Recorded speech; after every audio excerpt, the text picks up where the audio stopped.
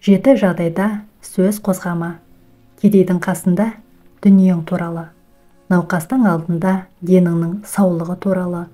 Әлсіздің алдында күш-қуатың жайлы. Жолы болмай жүрген кісінің алдында бақытты екенің жайлы. Түрмедегі кісінің алдында бостандығың туралы.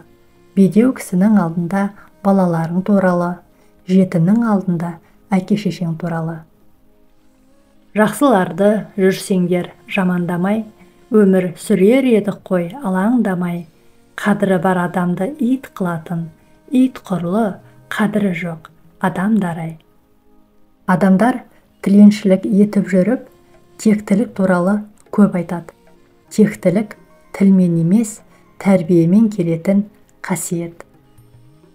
Адамдарды өзіңнен қашықтықта ұстаудың артықшылығы сол, шешімдеріңізге шағым айта алмайды, ойларыңызға баға бере алмайды, және сіз рұқсат бермейінше өміріңізге кіре алмайды. Үміт тұз іспетті, тұз азық болмайды, бірақ тамаққа дәм береді. Басқаларды қуанту үшін өмір сүрсең, бәрі сені жақсы көреді, өзіңнен басқа. Маған соққан самал жел басқаға да соғады. Маған келіп бақ қонса, басқаға да қонады. Мендегі бар ұлылық басқаларда болады. Қандай ғана қақым бар, тұрам деуге жоғары. Ақша шіркін майдаланса, тыйын ғой. Адам шіркін майдаланса, қиын ғой. Бақытты адам өткенге өкінбейтін, болашағынан қорықпайтын, және біреудің өміріне араласпайтын адам. Ақша сіздің көңіліңізді көтеретін, немесе түсіретін болса, сіз адамдықтың деңгейіне әлі жетпегенсіз. Біреудің сөзін саған жеткізген адамнан сақ бол, өйткені ол сенің сөзіңді басқа біреуге жеткізеді. Жақсы жауабың болмаған кезде үнсіздік алтынмен тең. Ашуланған кезде жауап берме. Бақытты болған кезде уәде берме. Мұңайған кезде шешім қабылдама. Басқаның айтқаны, айдағанымен жүріп, өз қамын өзі ойламаған жұрттың күні қараң. Соқыр еркекпен мылқау әйелдің үйінде ұрыс болмайды. Мақсат қойдың ба, соңына дейін бар, құла, сүрін, бірақ тоқтама. Үйің тар болса, бола берсін. Ең бастысы, ішінде береке болсын. Құдай кім армандаса, соған үміт сыйлайды. Кім сенсе, соған ғажайып сыйлайды. Және де кім жаратушымен бірге болса, оны ешқашан жалғыз қалдырмайды. Қарсы келмей Алланың әміріне, тіріде жет ата-ана қадіріне. Өлгеннен соң бәрі де кеш болады. Алтын сарай соқсаңда қабіріне. Сүрінгенді, бүлінгенді сөз етпе. Мен де тұрмын, сен де тұрсың кезекте. Қай істің болсын өнуіне 3 шарт бар. Ең әуелі ниет керек, одан соң күш керек, одан соң тәртіп керек. 3 нәрсе қайта келмейді. Айтылған сөз, өткен уақыт, жоғалтылған сенім. Адам кей кезде айнаға сұлумын ба деп емес, адаммын ба деп қарау керек екен. Сабырлы болыңыз. Сол кезде Алла сіздің сабырлығыңыз үшін ең жақсыны бұйыртады. Сол күндер қайда қалды? Алаңсыз, қамсыз, уайымсыз. Өмір тым қысқа, тез кешір, шын сүй, риясыз күл. Ар намыс, махаббат болмаған жерде адамшылық тұра ма?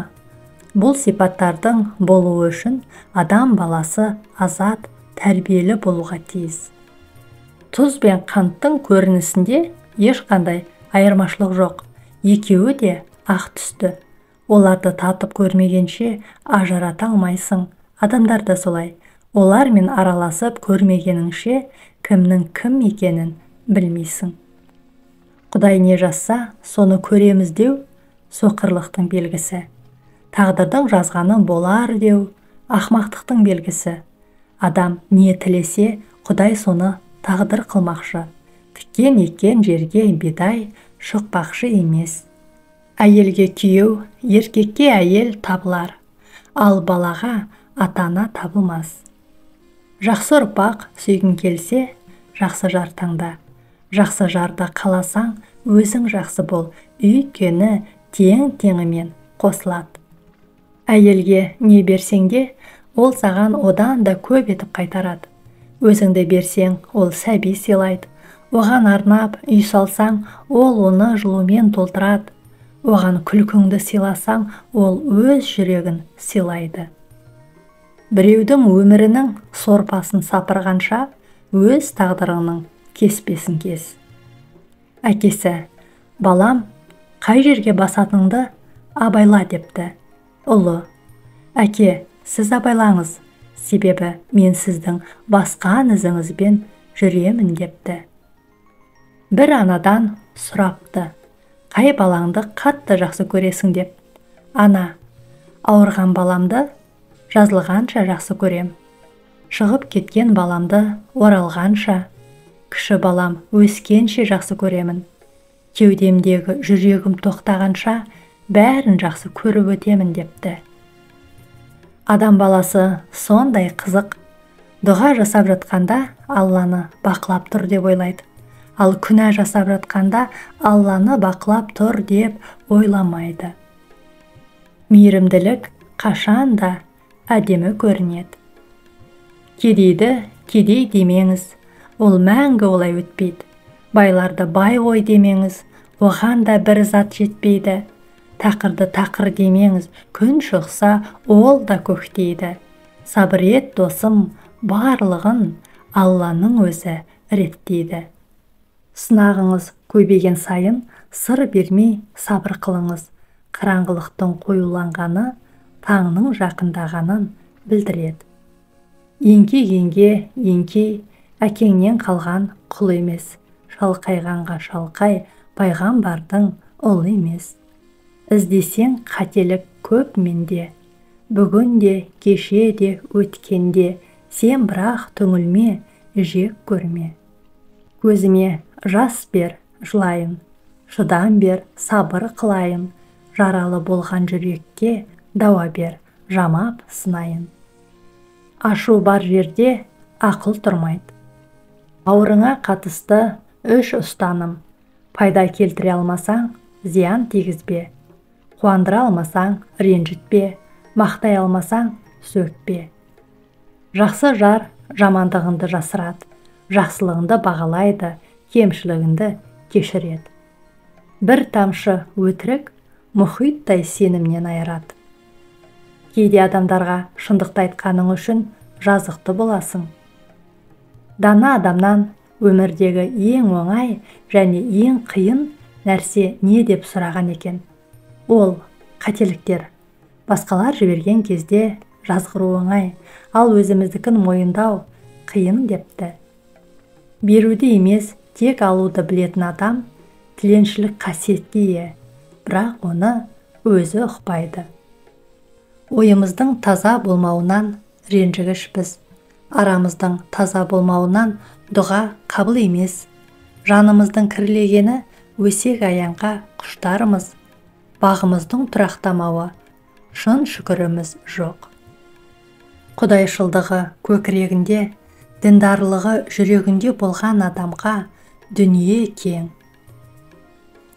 Адам жетістікке қолыңда жоқтан емес, қорқақтығынан жете алмайды. Бой тежеу, жүрексіну дұрыс емес. Шашылған ризықты теріп татпай. Жігіттің несі жігіт босқа жүрген, қызметпен пайда беріп, халыққа жақпай. Рухани аш адам тойымсыз, дүние құмар адам қасиетсіз, жаман әулиет қариясыз, білімсіз жастар мейірімсіз, қасиетсіз адам кесепат, тексіз адам тобыр. Жақсылық жасаушылардан бол, жаның тазарады. Асты талғаммен аса, тәнің тазарады. Адал сөйлеп тура жүр, арың тазарады. Ниетің мен пейілің түзілген сайын Аллах халіңді жақсартады.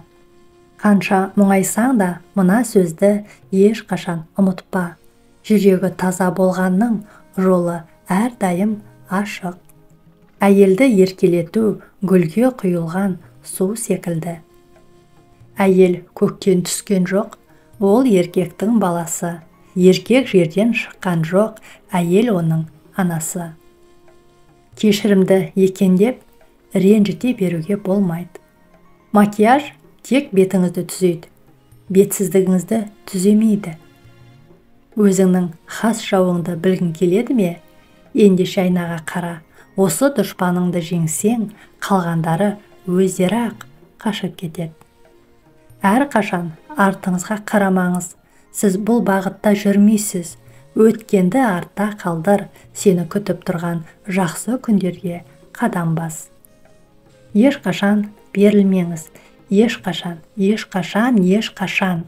Қандай жағдай болса да берілмеңіз. Дөрекі күштен де қаймықпаңыз. Дұшпаныңыз сізден күшті болса да, кейін шегінбеңіз. Кейбір тастар біздің жүрегімізден де жұмсақ. Жүректер Алланы еске алу арқылы тыныштық табады. Адам шын жүректен тілесе, Алланың бермейтіні жоқ екен. Құрметті көрермен, ана тіліміздегі арнаны қолдай отырыңыз. Қарағаныңыз үшін көп рахмет, аман сау болыңыз.